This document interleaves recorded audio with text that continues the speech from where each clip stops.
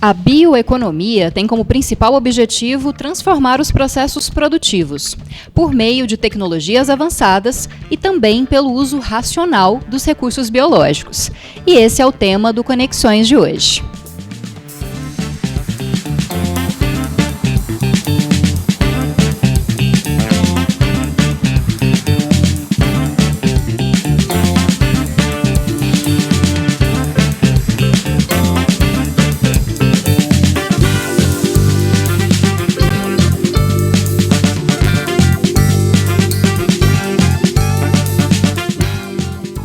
Estamos aqui no Compex 2019, no Centro de Eventos da Universidade Federal de Goiás, para falar sobre bioeconomia. E estão conosco a professora Laís Tomás, que é da Faculdade de Ciências Sociais da UFG. Olá, professora, obrigada pela sua presença. Oi, Camila, é sempre um prazer estar aqui contribuindo com a TV.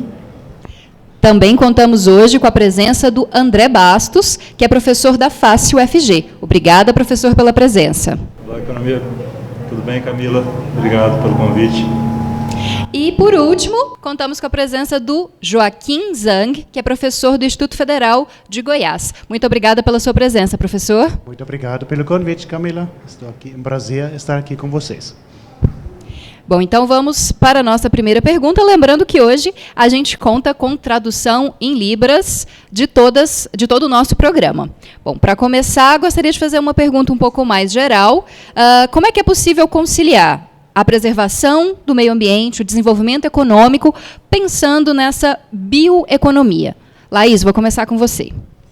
Bom, antes de entrar exatamente em termos de bioeconomia, eu queria ressaltar, como professora de Relações Internacionais, que esse é um debate que vem lá de 1970, Clube de Roma, e depois foi incorporado pela ONU, nos painéis de mudanças climáticas, e que, então, assim, não é exatamente novo, mas que a gente precisa cada vez mais entender que é urgente a gente pensar a nossa economia. E aqui a gente vai discutir exatamente como repensar os nossos padrões de consumo para realmente não utilizar todos os recursos naturais que a gente ainda tem disponível. E falando agora de forma mais econômica, então, André, como que funciona a bioeconomia pensando em conciliar isso, desenvolvimento e preservação? Eu acho que o que eu tenho a destacar é que o termo bioeconomia ele é um termo que vem surgindo de formas novas a transformar ideias para contribuir com a inovação e com a poupança de recursos naturais.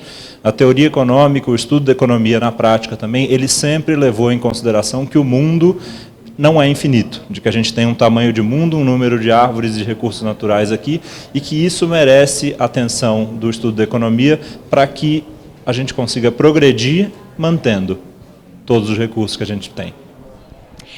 Bom, professor Joaquim, e quais são as formas que a gente pode fazer isso que o professor André colocou? As formas de gerir esses recursos biológicos que a bioeconomia propõe? Recursos biológicos estamos vendo como fontes de energia ou fontes de materiais renováveis. Até hoje, nós trabalhamos mais, ainda infelizmente, com recursos não renováveis. E a bioeconomia, a biotecnologia, as transformações bioquímicas, termoquímicas, etc., biológicas, eles ajudam-nos a aproveitar melhor o que temos. Sustentável. Então, renovável significa, dentro da vida humana, vamos ter recursos que vão se renovar. Bom, e nesse contexto, como que as novas tecnologias elas estão inseridas? Vou começar com você mesmo, Joaquim. Temos muitas possibilidades, infelizmente só algumas foram inseridas. Aqui no Brasil, por exemplo, é uma das líderes mundiais em biocombustíveis. O André vai concordar, tenho certeza. Mas ainda lá tem espaço para melhorar. Então, para produzir litro, o equivalente de kWh, por exemplo, baseado no bioetanol, você gasta só 10% de recursos não renováveis, forma de diesel e outros, do que se você usa gasolina, por exemplo, no seu carro. Então, o Brasil é hoje bem avançado, mas temos ainda centenas de milhões de resíduos agrícolas, de indústrias, resíduos sólidos urbanos, orgânicos, que daria para aproveitar. As tecnologias existem, só temos de adaptar para a nossa realidade. André, por que isso acontece? Por que a gente ainda não avançou em pensar em tecnologias aplicadas à área econômica que possam preservar os nossos recursos? Camila, tem muita tecnologia que as universidades, que os centros de pesquisa, que todas as outras áreas de geração de inovação já criaram, que são tecnologicamente aplicáveis, mas que ainda não são economicamente reproduzíveis num grande número de indústrias, num grande número de instituições. Então, o que a economia traz de atenção para isso é de que o governo, as instituições da universidade e as próprias empresas, elas têm que pensar no médio prazo na inserção dessas tecnologias para dentro das usinas, fábricas de processamento e da indústria mineral, de petróleo e todo em geral, para que a tecnologia que está gerada seja aplicada na prática em economia, em poupança de recursos. É isso que é o nosso desafio hoje. Laís, e como que está o investimento internacional, já que você é dessa área, né, em relação à bioeconomia, e como que isso está sendo visto aqui no Brasil, trazido para o Brasil? Essa é uma tendência que está sendo bastante vista nos países mais envolvidos. Tem todo um debate que envolve o desenvolvimento sustentável e os compromissos que cada país tem que tomar em relação a esses, né? Por isso que a gente também demorou a ter um acordo de Paris, ou seja, que voluntariamente todos os países concordaram que teriam políticas para evitar emissões de carbono. Então, estipularam metas, né, para a redução da geração de gás de efeito estufa. Trazendo para o Brasil, o que eu saliento é assim, a parte que eu mais acompanho, que também envolve biocombustíveis, é que desde 2016 a gente tem feito esforços na parte de biocombustíveis e conseguiu lançar o programa chamado RenovaBio, que é uma política de Estado que prevê, então, que até 2030 a gente realmente cumpra as metas acordadas em Paris. Então, o setor de transporte se comprometeu com essa meta também, e a partir de uma política bem pensada, bem dialogada com a sociedade, com todos os setores, é possível que novas tecnologias sejam premiadas. Como o André falou, elas têm um custo muito alto. E eu quero também deixar aqui o recado que não é só a bioenergia, mas a gente vai continuar falando dos bioprodutos também. Já que a professora Laís já deu esse toque, a gente vai continuar falando sobre bioeconomia daqui a pouquinho. Você pode acompanhar o Conexões pelo perfil do Facebook, pelo perfil do Twitter ou pelo nosso canal no YouTube. Além disso, o site da TV UFG também transmite o Conexões e a programação da TV UFG. Além disso, a gente tem canal no sinal aberto, o 15.1, na NET 21 e também na Gigabyte HD TV, canal 15. Eu te espero daqui a pouquinho, aqui direto do Compex 2019.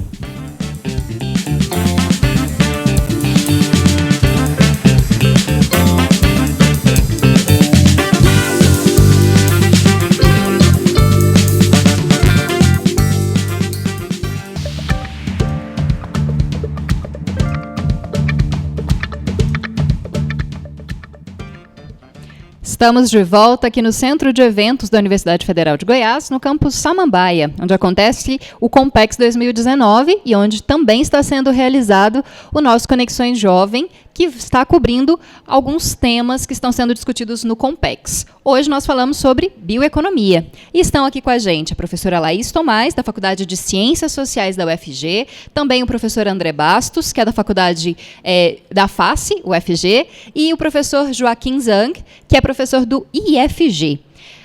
E também contamos com a tradução simultânea em Libras, com o Luiz Cláudio, da Faculdade de Letras. Muito obrigada, Luiz Cláudio. Não tinha falado com você antes, esqueci de cumprimentar. Obrigada. Voltando agora aqui, professora Laís, você falou um pouquinho de bioproduto. O que é isso? Então, a gente, como comentou anteriormente, tem que pensar novas formas de produzir o que a gente realmente está acostumado no nosso dia a dia, mas utilizando, muitas vezes, aqueles resíduos que estariam no fim da cadeia produtiva, mas que, a partir de uma visão de uma economia circular, que o André vai poder falar mais com a gente, ele volta. Então, por exemplo, agora eu estou utilizando um vestido feito de garrafa PET. E eu vou comentar marcas aqui, ainda que não seja o caso, mas para mostrar que a Adidas tem um tênis de plástico encontrado nos oceanos. A Braskem desenvolve um Lego de bioplástico, plástico de cana-de-açúcar. Então, esses produtos, para entrarem no mercado, como já foi dito, eles têm um custo muito elevado, porque não é uma matéria-prima simples, você tem que retransformá-la para ela poder entrar como uma matéria-prima secundária. E esse produto ele acaba entrando no mercado com um valor mais caro, muitas vezes. E cabe a nós de repensar o nosso consumo, de, mesmo que esse produto tenha um custo maior, utilizá-lo, porque você sabe que você está colaborando com o meio ambiente. André, como é que funciona esse negócio de economia circular? O que é isso? O estudo da economia, como um todo, ele está sempre baseado em entender de que, uma vez que estamos num planeta que tem recursos e condições limitadas, a gente não está jogando nada para o espaço. Então, qualquer transformação econômica, industrial, qualquer tipo de coisa que gere um resíduo, esse resíduo é nosso. A gente tem que tentar dar o melhor uso para ele. E se você observa, por exemplo, uma indústria que está presente no estado de Goiás, criando bioetanol, o etanol que a gente encontra no posto para abastecer, nesse processo de transformação da cana-de-açúcar, ele vai gerar um bagaço.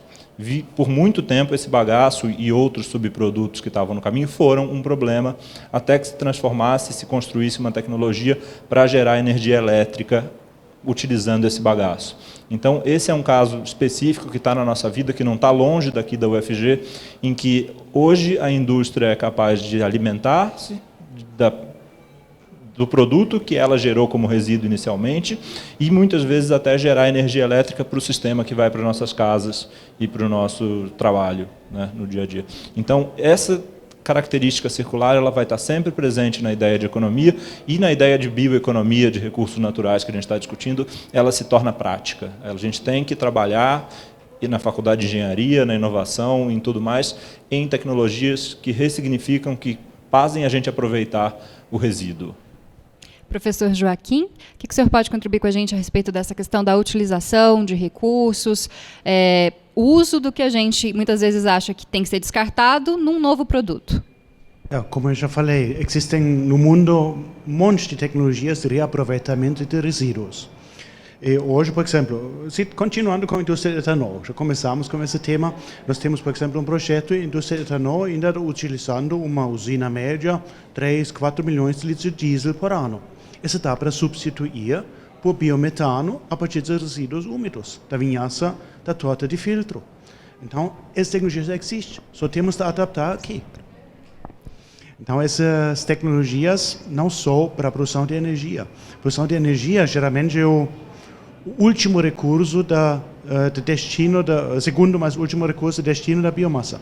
Muito melhor produzir outros produtos, como você citou, os bioplásticos, os novos materiais, além dos plásticos, polímeros, outros. Então, temos muitas possibilidades lá e sempre pensando, resíduo hoje pode ser a matéria-prima de manhã, porque entrando nessa economia circular, tudo que é gerado hoje, nós sabemos, 50 anos para frente, nosso aterro sanitário vai ser uma mineração. Nós sabemos, pode ser alguém que vai tirar lá produtos que hoje nós sabemos. Mas hoje temos que nos concentrar, primeiro, gerar menos resíduos, usar menos recursos e aproveitar que está saindo mesmo para otimizar o uso. Não baseado como hoje na indústria de petróleos, derivados, gás natural. Praticamente hoje todos os polímeros são feitos baseado no gás natural e petróleo. Então, esse temos que sair, esse dá para substituir, em muitos casos, por biomateriais. Bom, a gente vai pensar agora uma outra questão, como aliar essa produção de alimentos, de produtos, de energia, de combustíveis, né, com o crescimento populacional que ainda está em níveis altos no mundo. A gente precisa alimentar e produzir coisas para muita gente. Como que a gente faz isso, Laís? Esse é um debate bem complexo. Ainda se tratando de biocombustíveis, o pano de fundo teve várias discussões sobre alimentos versus biocombustíveis, porque muitas das matérias-primas que estavam sendo utilizadas, como o milho, né, para a produção de etanol, ou a soja para a produção de biodiesel, ela competiria com os alimentos. Foi se demonstrado que não é bem isso, que existe espaço para crescer, né, os dois lados, mas que é essencial que, mesmo na produção dos biocombustíveis, a gente utilize a segunda geração, que a gente chama. Então, o etanol celulósico, né, feito a partir do bagaço, da palha do milho, como o professor Joaquim já falou, da produção de biogás também utilizando outros resíduos, a vinhaça da cana. Então, o papel do Estado é cada vez de fortalecer essas políticas que mostrem caminhos para a indústria de que ela pode buscar, né, formas de produção de biomateriais e biocombustíveis com outras tecnologias que não compitam com os alimentos. Professor Joaquim, vou encerrar esse bloco com você, vou deixar o André para o bloco seguinte, porque a gente está terminando o nosso tempo. Como aliar isso? Crescimento populacional e produção de produtos.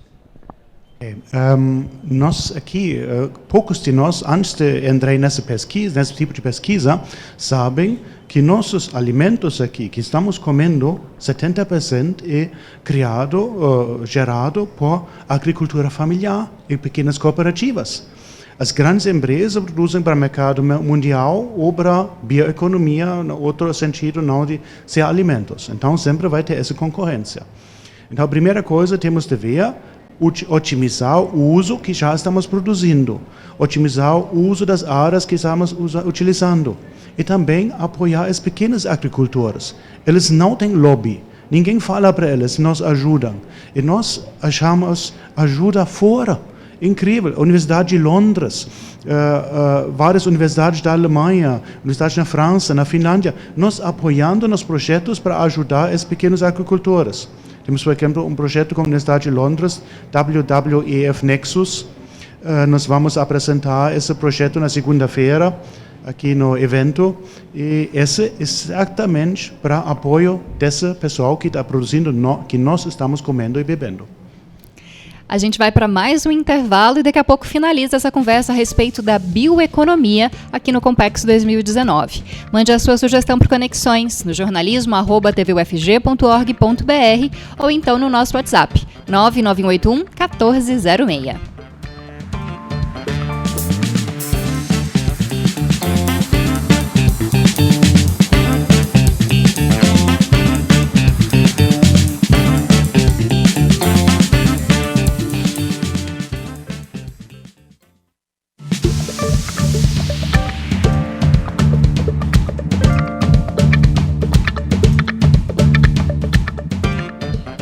Estamos de volta com Conexões Jovem, que está falando sobre bioeconomia. E a gente está aqui no Centro de Eventos da Universidade Federal de Goiás, direto do Compex 2019. E estão com a gente desde o primeiro bloco a professora Laís Tomás, da Faculdade de Ciências Sociais da UFG, o professor André Bastos, da Faculdade da FACE, UFG, e também o professor Joaquim Zhang, que é do IFG. Bom, prometi que eu ia voltar com você, né, André? Como conciliar crescimento populacional, produção de alimentos, produção de produtos, pensando nessa bioeconomia?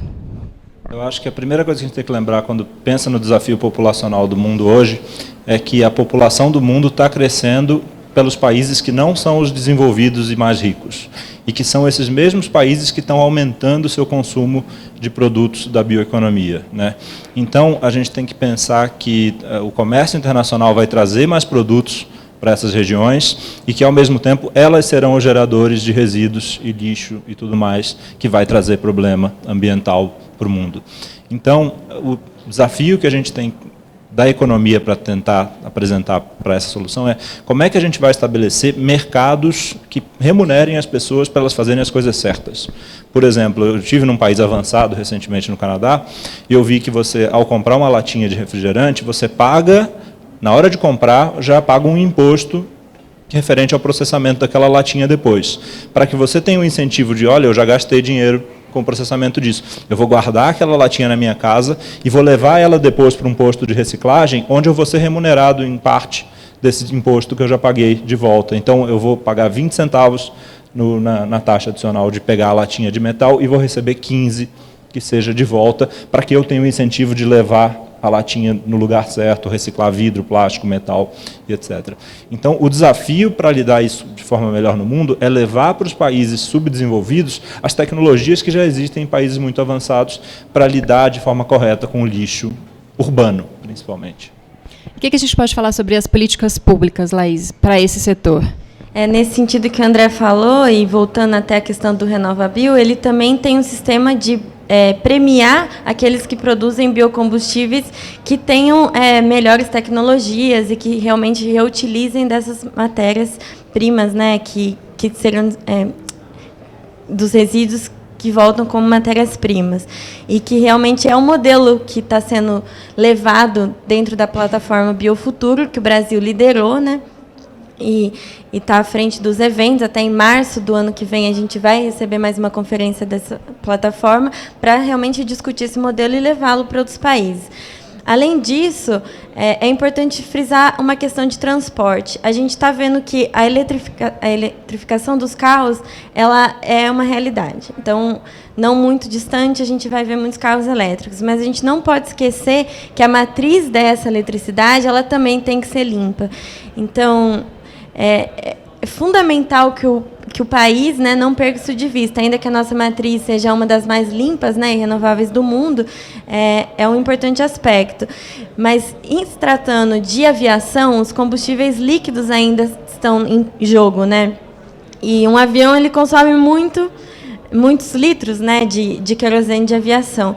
Então, atualmente no Congresso também está havendo uma pressão para que haja um marco regulatório da bioquerosene de aviação e que ela pode, muitas vezes, gerar uma cadeia produtiva ligada a esses pequenos produtores do Nordeste, que a gente tinha comentado anteriormente também. Professor Joaquim, queria que o senhor desse aí uma palavrinha final também, se o senhor quiser falar sobre questão urbana ou comentar o que a professora Laís falou, porque a gente, infelizmente, já está se encaminhando para o fim do programa. Muito obrigado. Nós temos aqui na região urbana, temos dessas ciências, cada um de nós produz 1,4 quilogramas de resíduos sólidos por dia, resíduos sólidos urbanos. E 70-80% dessa seria reciclável, seria utilizável. A biomassa, 2/3 biomassa, dá para fazer biogás, composto, etc. Então, reduzindo essa quantidade. Mas uma coisa quero destacar, o papel das universidades e institutos federais, e geralmente as entidades públicas. Nós estamos fazendo a pesquisa, nós estamos fazendo o desenvolvimento tecnológico. Quem está entrando com 3/4, 80% das pedidos de patentes no Brasil? São as universidades e institutos federais públicas. Então, nós temos de cumprir esse papel em cooperação internacional para um desenvolvimento muito mais sustentável do nosso país. André, também queria suas contribuições finais. Sei que você gostaria de falar um pouquinho mais da questão da cadeia da reciclagem, né, no setor urbano. O que a gente pode falar sobre isso? Para mim, como contribuição final, eu tento passar para todo mundo que está assistindo na TV, seja do setor de governo ou seja do setor privado, a visão de que a universidade está aberta para conhecer, para visitar e para conectar a inovação para fora. A sociedade no Brasil tem que olhar a universidade, os políticos têm que olhar a universidade e a sociedade inteira tem que olhar de que a gente está disposto a contribuir com tecnologia, com produtos, com conhecimento para melhorar o aproveitamento ambiental e o crescimento e o desenvolvimento da economia. Tá certo? Vou finalizar o Conexões Jovem de hoje, aqui direto do Compex 2019. E é claro que eu não poderia deixar de agradecer, professora Laís Tomás, muito obrigada. Eu que agradeço. Fica aqui o convite para a gente ter mais conversas sobre esse tema, né? Porque é muita coisa para se tratar.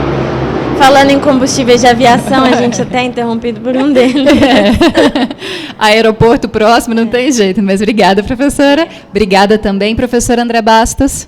Obrigado, Camila. Obrigado à produção toda pelo convite, pelos meus debatedores aqui. Foi muito, muito bom, muito produtivo. Estou feliz.